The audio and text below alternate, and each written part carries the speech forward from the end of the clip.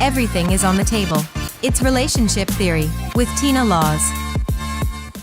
Welcome back to Relationship Theory, where we talk about all things relationships and nothing is off the table. So earlier, before we went on a break, we was talking to Mr. and Mrs. Powerhouse Academy, Darren and Kima. And we wanted to touch on something that she spoke about a little earlier as it relates to becoming an entrepreneur full time. And she mentioned her journey of becoming an entrepreneur full time, which was self-work. Mm-hmm. So let's elaborate for all of us women who are maybe entrepreneurs or considering entrepreneurship with a husband or a significant other. Let's hear a little bit about how you got to where you are today. Something happened when I went 40. You know all about that, right? And I just felt, I think I woke up one day, just there has to be more to life than this. Mm-hmm. It just has to be. And I read the book, Think and Grow Rich. Mm-hmm. And of course, as I do, I followed all these steps. And I thought at the time that I was going to start organic skincare business, right? It was going to be James Bernay, in fact, with our names. Yeah, we were going to do that. And then anybody that knows me knows that I don't even like being in the kitchen. So creating products, I don't know where that came from. But I continued to go on this quest. And I took a seminar, a workshop with Dr. Karen. It was a chakra balancing workshop. Mm-hmm. And in there, she asked the question, like, who are you? Because who you are and what you do are two completely different things. And I was just like, but I'm a teacher. I always saw myself tied to my career and what I did.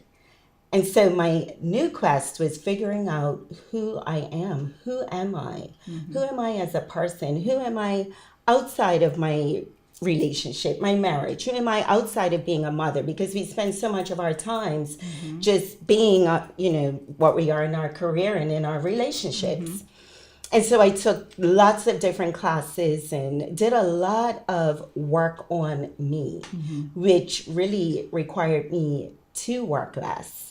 So I would wake up earlier in the morning and do my meditating. I would go walking on the beach and just kind of receive what I call divine downloads of my next steps. And I signed up to be a health coach and just really on this quest of figuring out who I was and why I'm here. Mm-hmm.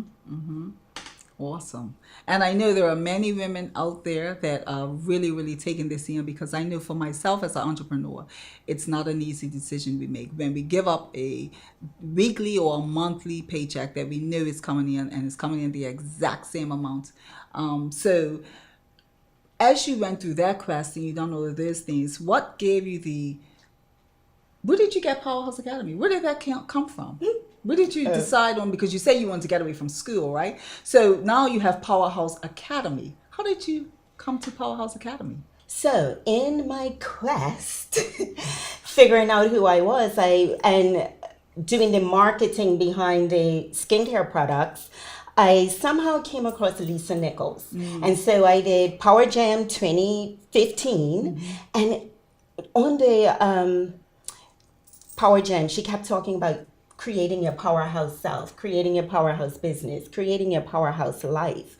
And so I was like, all right. I called my principal at the time and I said, I'd love to do a workshop for the teachers, and it was building our powerhouse school. Mm-hmm. Through Lisa Nichols, I met Nicole Roberts-Jones.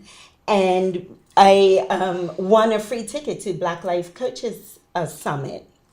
And there I sat. I remember sitting there. Remember, Darren actually went with me. At the time, I wasn't even planning on being a coach. And I wrote Powerhouse Academy. And that was April 2016. And I came back and I did my first conference in June. And it's just taken off from there.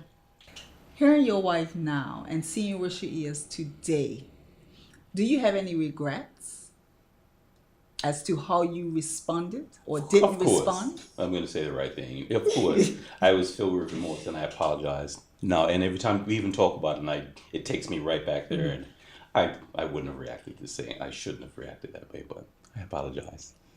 See, so with that being said, what advice would you, Darren, what advice would you give a husband out there who is struggling with, like my husband did and many of us did, with how are we going to make ends meet? How are we going to do all these things because we're now losing a paycheck, not realizing that being an entrepreneur, we still have a paycheck.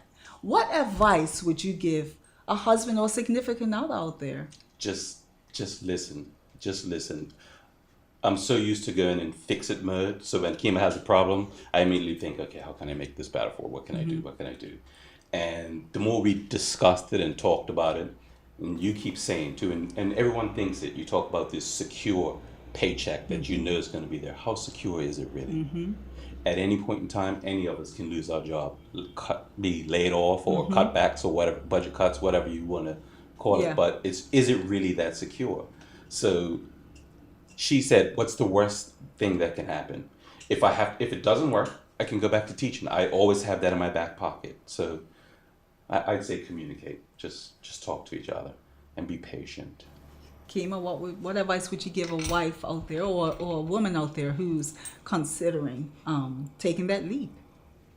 My advice would be to work on the mindset. Like, that is everything. That is what is going to help you during those just challenging and overwhelming times. So just really working on you and getting clear on who you are, what you want, and the next steps that you need to take to make that your reality. What's one or two steps that you can give her to help her to calm down and feel free to do what she wants to do?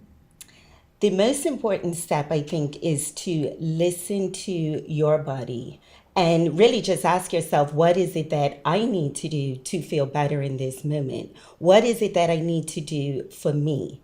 Secondly, I would suggest really embody and embrace the person that you want to be. So looking at what is this version of myself that runs this business? Who is she? What are her thoughts? What are her words? What are her actions? And really step into that person, because most of us always focus on what is happening now. But when we step into who we want to be and really embrace that person, that's when the magic happens. Yes.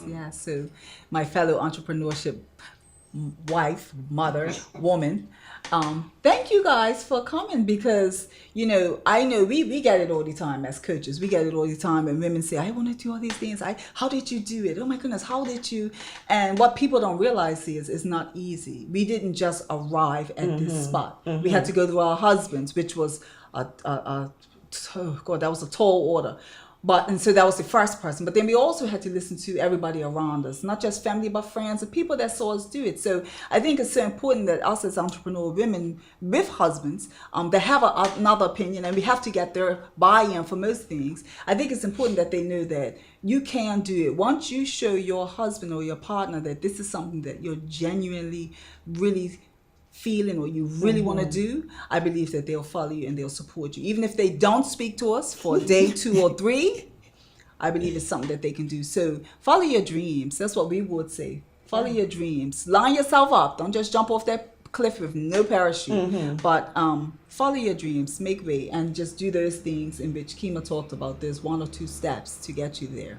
I am Tina Laws, host for today, and I look forward to talking to you the same time next week.